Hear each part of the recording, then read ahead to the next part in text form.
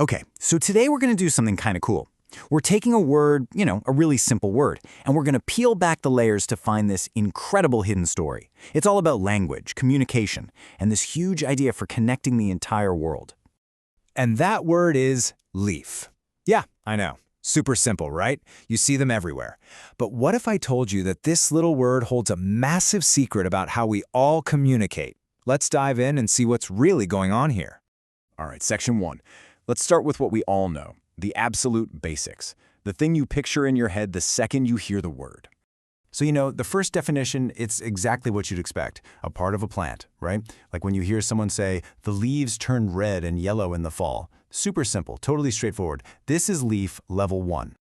But is that it? Is that the whole story? For a word we use all the time? Come on, you've probably guessed it by now. No way. We are just scratching the surface here. Okay, let's move on. Because leaf is so much more than just a noun or a verb. It's not just a thing, it's also an action. And check this out. Leaf actually has another life as a noun. Think about a book, a single page, front and back. That's also called a leaf. Isn't that wild? It's the exact same word for a completely different thing. So this one little word is doing some serious double duty. On the one hand, yeah, it's a noun, part of a plant or a page in a book. But then, bam, it's also a verb. It can mean to grow leaves, like trees do in the spring. And it can mean to look through something quickly. When you leaf through a book, you see that connection?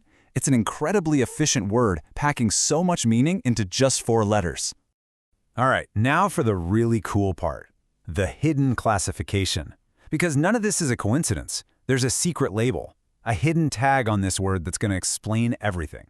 And here it is, this one sentence. This is the key that unlocks the whole mystery. Leaf is on the Basic English 850 list. Which, immediately brings up the big question, right? What in the world is the Basic English 850 list? And what's with that number? So let's focus on that number 850. This is the key. It is not random at all. It was very carefully chosen, and it represents this massive idea about language and how we can all communicate with each other, all around the globe. Okay, last section. Let's finally pull back the curtain on this whole thing, the Basic 850. So what is it? Well, B850 stands for Basic English, and it's exactly what it sounds like, a simplified version of English. It was designed to be a tool for international communication.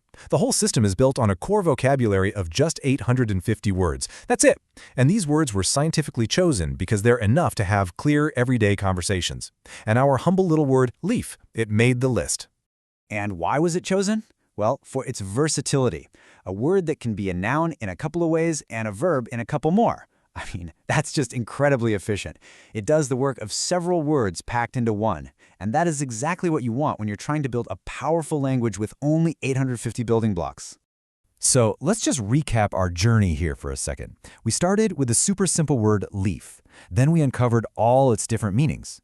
That led us to this hidden classification, BE850, which finally revealed this huge idea of basic English. And really what this all boils down to is a pretty beautiful concept, isn't it? The power of intentional simplicity. The idea that you can take something as massive and complicated as the entire English language, and you can boil it down to its most essential, most powerful parts, all to help people connect with each other.